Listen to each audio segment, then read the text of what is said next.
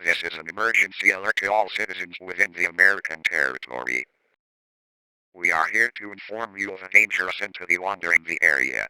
This entity is unidentified, but it has been temporarily named the Emulator. The Emulator is a creature that mimics human voices to lure in prey. The Emulator is described as a tall, pale figure with a lifeless gray face.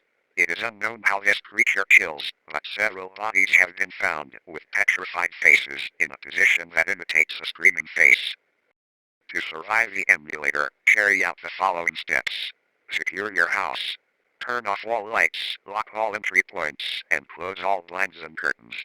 Do not listen to any voices from outside, even if they appear to be human. Keep access to any self-defense weapon such as an axe or knife.